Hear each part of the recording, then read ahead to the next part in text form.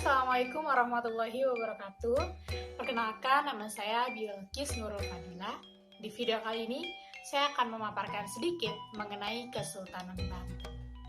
Simak terus videonya. Kesultanan Banten berawal ketika Kesultanan Demak memperluas pengaruhnya ke daerah barat. Pada tahun 1524 atau 1525, Sunan Gunung Jati bersama pasukan Demak merebut pelabuhan Banten dari Kerajaan Sunda dan mendirikan Kesultanan Banten. Sejarah utama berdirinya Kesultanan Banten bermula saat anak dari Sunan Gunung Jati, anak yang pertama bernama Maulana Yusuf, anak yang kedua dikenal dengan Pangeran Jepara. Terjadi perebutan kekuasaan setelah Maulana Yusuf wafat. Pangeran Jepara merasa berkuasa atas Kerajaan Banten. Akhirnya Kerajaan Jepara menyerang Kerajaan Banten. Perang ini dimenangkan oleh Kerajaan Banten karena dibantu oleh para ulama. Untuk letak atau keberadaan dari Kesultanan Banten sendiri, kita bisa melihat peta ini. Ini dia wilayah Kesultanan Banten. Sebelah sini ada Lampung, sebelah sini ada Kesultanan Cirebon. Sebagian besar wilayah Kesultanan Banten sekarang menjadi Provinsi Banten. Selanjutnya adalah aspek kehidupan Kesultanan Banten. Ada kehidupan berpolitik. Sebagaimana yang kita ketahui, Kesultanan Banten ini tidak lepas dari sultan atau raja yang memimpin Kesultanan Banten. Ada beberapa raja yang dinilai berpengaruh dalam sejarah Kesultanan Banten. Sultan Hasanuddin. Beliau merupakan sultan atau raja pertama pada Kesultanan Banten. Sultan Hasanuddin merupakan putra dari Fatahillah. Pada masa pemerintahan Sultan Hasanuddin, beliau berhasil memperluas wilayah Kesultanan Banten hingga menduduki daerah Lampung. Setelah Sultan Hasanuddin wafat sekitar tahun 1570 Masehi, digantikan oleh putranya yang diberi gelar Panembahan Yusuf. Panembahan Yusuf ini berupaya untuk memajukan pertanian serta pengairan, dan juga beliau berupaya untuk memperluas wilayah Kesultanan Banten. Ketika Panembahan Yusuf sakit, datanglah saudara dari Panembahan Yusuf ini yang dikenal dengan Pangeran Jepara.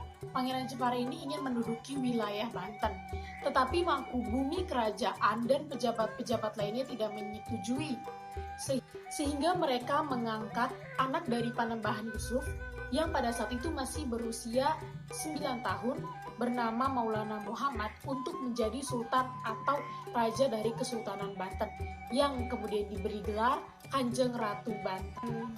66 Masehi, Kanjeng Ratu Banten memimpin pasukan Kerajaan Banten untuk menyerang Palembang.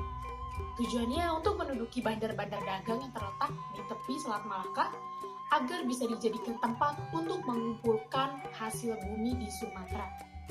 Tetapi usahanya tidak berhasil untuk menduduki Palembang. Kanjeng Ratu Banten tertembak dan akhirnya wafat. Tata kerajaan kemudian berpindah kepada putranya yang baru berumur 5 bulan bernama Abu Mufakir. Setelah wafat, Abu Mufakir digantikan oleh putranya dengan gelar Sultan Abu Ma'ali Ahmad Rahmatullah. Akan tetapi berita mengenai pemerintahan sultan ini tidak dapat diketahui dengan jelas. Setelah Sultan Abu Ma'ali wafat, ia digantikan oleh putranya yang bergelar Sultan Ageng Tirtayasa. Ia memerintah Banten dari tahun 1651 sampai 1692 Masehi. Di bawah pemerintahan Sultan Ageng Tirtayasa, Kerajaan Banten mencapai puncak kejayaannya. Sultan Ageng Tirtayasa berupaya memperluas Kerajaan Banten dan mengusir Belanda dari Batavia. Banten mendukung perlawanan Kerajaan Mataram terhadap Belanda dari Batavia. Walaupun pada akhirnya perlawanan Kerajaan Mataram gagal, tidak mengurangi semangat Sultan Ageng Tirtayasa untuk mencapai cita-citanya. Selanjutnya pada tahun 1671 Masehi, Sultan Ageng Tirtayasa mengangkat putra mahkota menjadi raja pembantu dengan gelar Sultan Abdul Qahar. Sejak saat itu Sultan Ageng Tirtayasa beristirahat, tetapi ia tidak melepaskan pemerintahan seluruhnya. Pada tahun 1674 Masehi, Sultan Abdul Qahar berangkat ke Mekah dan mengunjungi Turki. Ia kembali lagi ke Banten sekitar tahun 1676 Masehi, dan sejak saat itu Sultan Abdul Qahar lebih dikenal dengan sebutan Sultan Haji. Ketika memerintah Kerajaan Banten, Sultan Haji menjalin hubungan baik dengan Belanda. Hal ini dijadikan kesempatan yang bagus untuk Belanda memasuki Kerajaan Banten. Melihat terjalinnya hubungan yang baik antara Sultan Haji dengan Belanda, Sultan Ageng Tirtayasa ingin menarik kembali tahta kerajaan dari tangan Sultan Haji.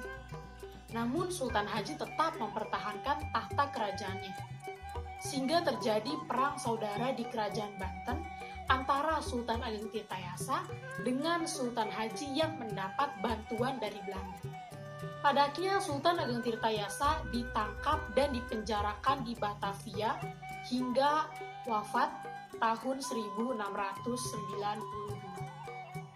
Kemenangan Sultan Haji merupakan kehancuran bagi Kerajaan Banten, karena selanjutnya Kerajaan Banten berada di bawah pengawasan pihak Belanda. Dengan demikian, Sultan Haji hanyalah sebagai raja boneka dalam pemerintahan Kerajaan Banten, karena seluruh kekuasaan diatur oleh Belanda. Warisan Kesultanan Banten. Masyarakat Banten telah menjadi satu kumpulan etnik tersendiri yang diwarnai oleh perpaduan antar etnis yang pernah ada pada masa kejayaan Kesultanan Banten. Dan keberagaman ini pernah menjadikan masyarakat Banten sebagai salah satu kekuatan yang dominan di Nusantara. Peninggalan purbakala dari Kesultanan Banten adalah sebagai berikut.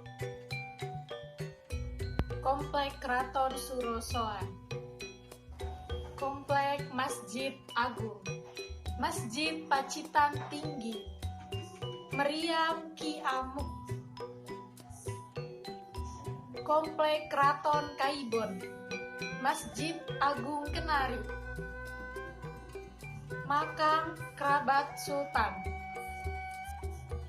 Danau Tasikardi, Jembatan Rantai,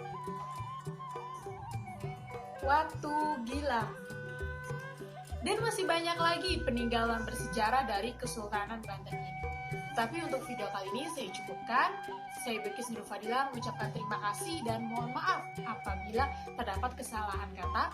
Wabillahi taufiq wal hidayah. Wassalamualaikum warahmatullahi wabarakatuh.